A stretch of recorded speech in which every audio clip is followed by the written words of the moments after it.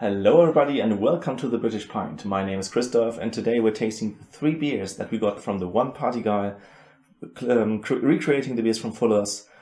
It was really a complicated process and I had a lot of ups and downs in between. I had to double and triple check my calculations and so on, and apparently I used not enough yeast.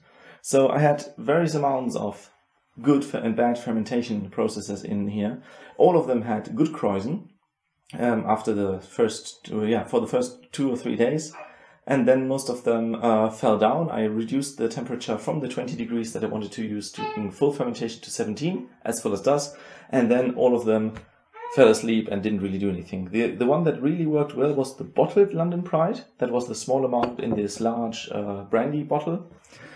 I think it might be the geometry actually for the fermenter that helped there. And then the others were all really sluggish, and the worst one is the one that I'm going to taste tomorrow, which is the London Pride bag-in-a-box one, which I'm going to attach to my hand pump.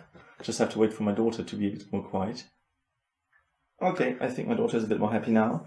So the worst one is the one that I want to put on the hand pump. That was the one that I did a forced fermentation test for. That is the one where I knew what to expect, and I could see that it just went more and more sluggish. So I put that fermenter later in the room where my daughter gets a diaper changed, and that one is very warm, 24, 25 degrees, and so fermentation boosted again, and I think I managed to get somewhere. On the ones that were very sluggish, I did a cold crash because the yeast stayed in suspension. Fuller's yeast really precipitates well on a cold crash. Not all yeasts do that. I had particularly problems with Wyeast 1028. If you ever used that, you might know. And so after the cold crash, most of them were fine, especially the ones that I put in safety kegs. That's the Chiswick Bitter and the ESB, because those just can ferment as much as they want afterwards. Okay, so much for that. Let's go through the beers and then see what flavor we got. I actually did taste the most extreme ones a few days ago with friends already, so I might know a bit of what to expect, but it's not really that much. I was very surprised as how well the Chiswick Bitter tasted when served with the British roast. That was really just delicious. And it really didn't feel like a thin beer. We'll see now how it is without any accompaniments.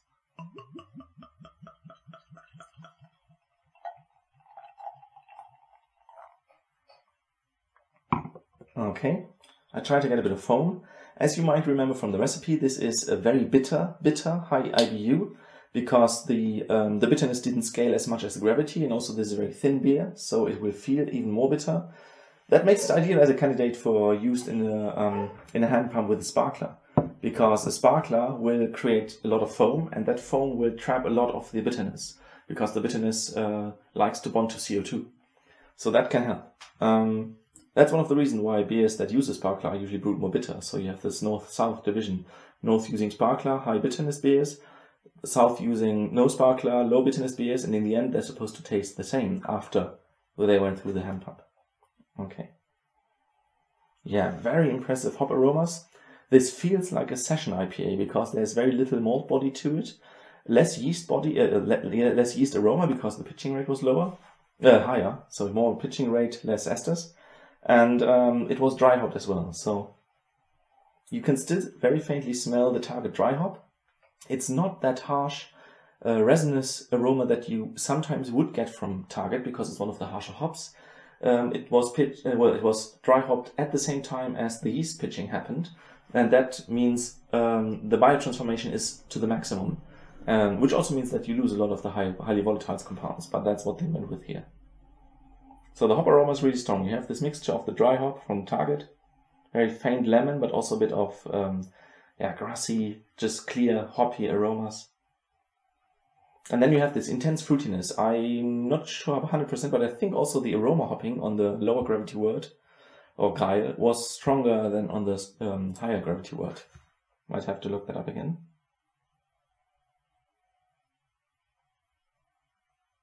Yeah, very fruity, very intense.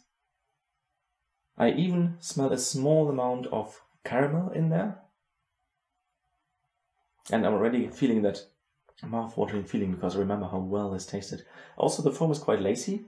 The carbonation is really low because, as I said, I just put them at the end in my cakes with self-devalves, so I didn't prime them, thinking that they would still drop in the gravity. I think neither of neither one did really drop a lot. So if you look at the data for this one, you will see that it still has quite some final gravity. And I started now thoroughly cleaning my kegs with this enzyme mix, EnzyBrew. And I think that helped get rid of all the oldies that might be in there from previous brews. And that means the low attenuation that you always get from Fuller's yeast is fully there. Yeah, let's have a sip.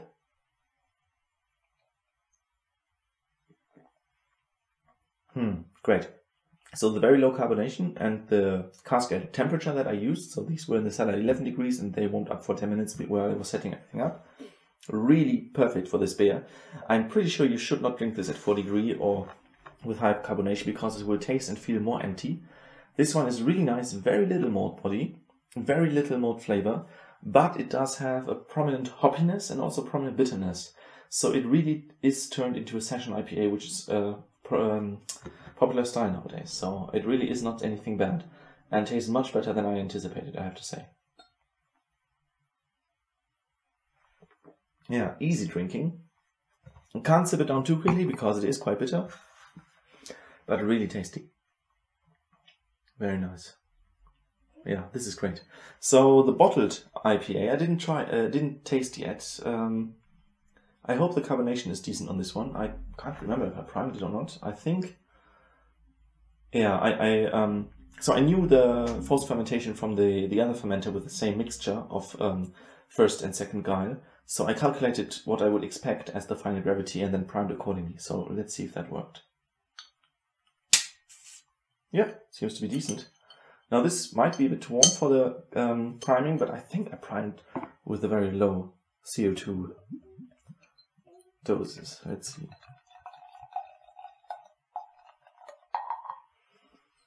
Yeah, slightly more CO2. It might feel a bit more like a normal ale, but that's fine. Very clear in the bottle. Yeast sediment is very nicely stacked on the bottom. This one did not need a cold crash because that was the only one that precipitated properly. Very clear. All of them are very clear, but this one also very nice. The color is it a bit more intense? Oh yeah. So compared to this one, the Chiswick Bitter looks actually a bit yellowish. We don't want that, so that is proper cask bitter flavor and color, I guess. Let's see. Ah yeah, so this one is not dry hopped, so it doesn't have any grassiness, it doesn't have any citrusiness. Instead you get a very intense honey flavor. Also the golding is really strong, even though I used a lot of Northdown Challenger in this one as well, which is a bit surprising. I was thinking that the Northdown, which I experienced as very harsh and resinous, would be overpowering now that for the first time I used the actual ratio that they use at Fuller's as well. But it seems to be really fitting, so that is a bit strange. Maybe it's the first time I got a proper decent beer using that one Northdown that I have with 2020 Harvest. There might be a bit of sharpness to this one. Just very faint. Maybe it's the first bit of the yeast is stressed that I smell here, which might be worse in the ESB or in the cask London Porter. We'll see. But it's just very faint here. It might also be some sharper notes from the hopping. There is some orange marmalade in there, but it's actually not as strong as I'm used to from the ESB because the hopping is very prominent. I guess over time this will change because hopping goes away quickly, the yeast esters very slowly.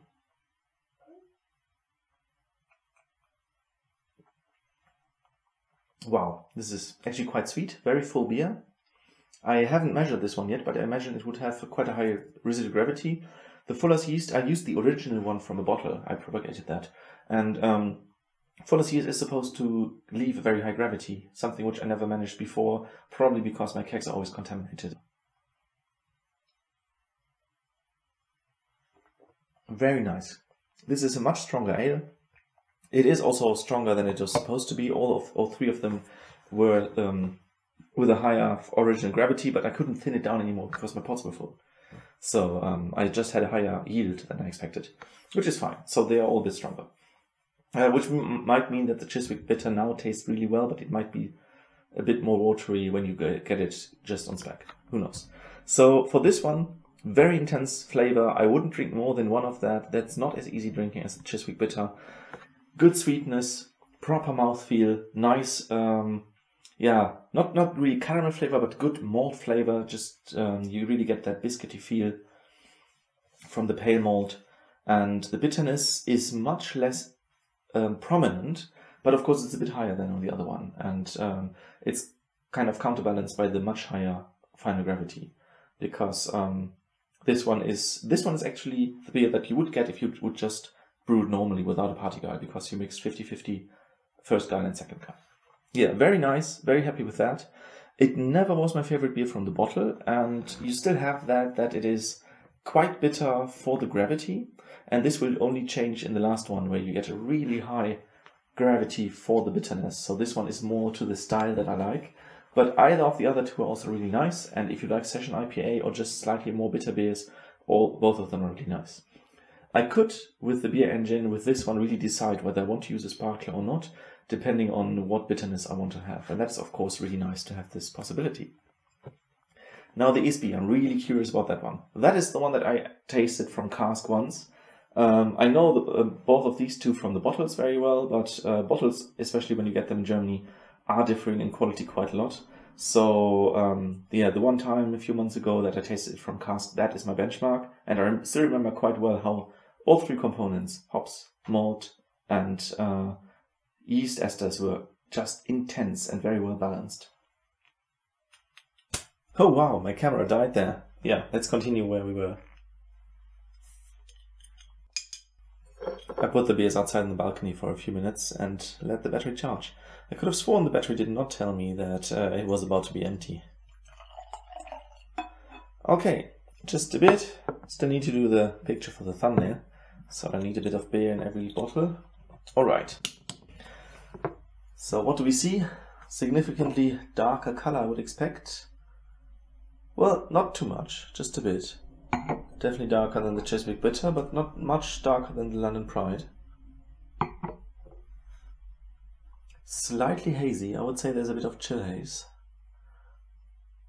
So maybe maybe the yeast just didn't propagate as quickly, so it didn't pull down proteins from the liquid, but that's fine. This one will also contain a lot more proteins than the other beers, so that might be the reason for the chill haze, because my understanding is that proteins dissolve very quickly in the wort, and that is why the first wort has disproportionately high amounts of protein. Not just proportional with the gravity, but even more. And that's why I'm expecting this beer to taste very fully. Dry hopped again, much less noticeable I find. Just very subtle, because the other hoppiness is also there. Much less Goldings, more a round hoppiness of a bit of everything, which is similar to what I got from the cask version when I tried it.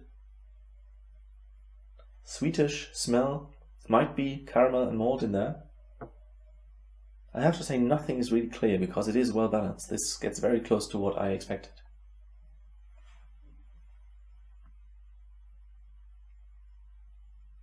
I'm trying to get that orange marmalade smell out of there, but I'm not sure if I can smell it. Yeah, it's a very complex mixture of a lot of different aromas, which is really nice.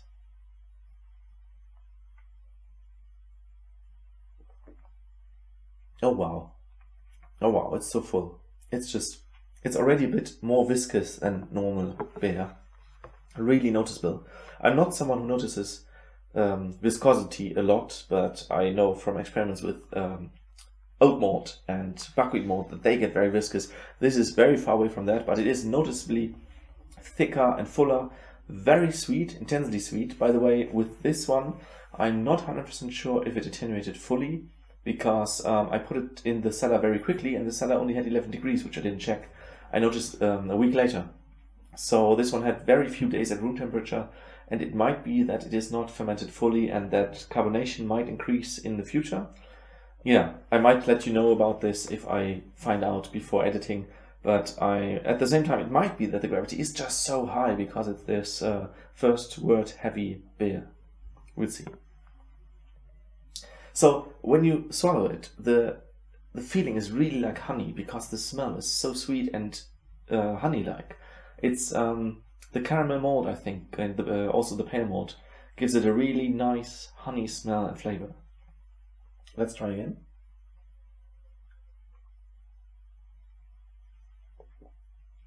Yeah, with the flavor for this one, I would say the flavor is less hoppy, much more malt based, which I can't really remember whether that's accurate or not, because I remember I was very overwhelmed by the smell back then, and the flavor was just fitting. So this might be fitting. It's very difficult if you remember that like that. Yeah, the smell is just amazing. Flavor is, let's check it. Okay, viscosity, you have that strong bitterness that you notice, but it's really well covered by all the rest, which is so intense. Definitely fruity. Not sure if it's clearly orange. I have drunk beers that were more clearer orange. For example, the times when I used propagated Cephate SO4, I always found very orangey and intense in that direction. Yeah, and the caramel from the malt, it just works really well. I think there's a very slight burnt note from the crisp crystal. Yeah, really nice, really good. So if you remember, my ratios were not exactly as full as used it, but just 50-50, 3/4, 1/4, 1/4, 3/4 for the different guides, the two different guides. And so I think if you would want to do this correctly, you would add even more of the first word. So that's maybe why there's a slight difference, but it is noticeably more intense in every regard. I find it really peculiar that you can scale stuff like that. Also that here the yeast flavor is the most prominent. It's definitely a different fruitiness from the other beers. Just difficult to grasp because it's just so much going on in there. Totally worth brewing it though, and it's one of my favorite beers from the bottle. So I really love it now, and I can imagine brewing this one more often. It is very sweet, which is also the case with the bottle, so that makes sense. I thought I would not have noticed that with the cask. I just remember this one has higher gravity. The bottle has 5.9% ABV, mine has even more. And the cask is only at 5.5% ABV. So for the cask, everything is significantly lower, and that might actually benefit this beer, because I feel now that it's just a tad too sweet, and everything else is really great. The other two I liked a lot. Also, the Chiswick Bitter, I'm not sure because of my ratio whether I'm actually going with this one in a lower gravity than the original. You would have to compare that with the original data. Yeah, I did also want to calculate the ratios that I would have needed if I had done everything correctly. If you would like to, you can check that. I'll show it on the screen. Just you need an average of 10.7 degree Plato for your words. And then assuming you separated the same as I do, I think I got somewhere the data for what Fuller's has as the separation between the first half of the word and the second half. And from there you can calculate what you would expect. So that is data that I can give you. And apart from that, I would say see you for the next beer. Do try these if you can, recreate them. It's just amazing what variety you get. Much more than just difference in original gravity. And then see you for the next beers. Take care.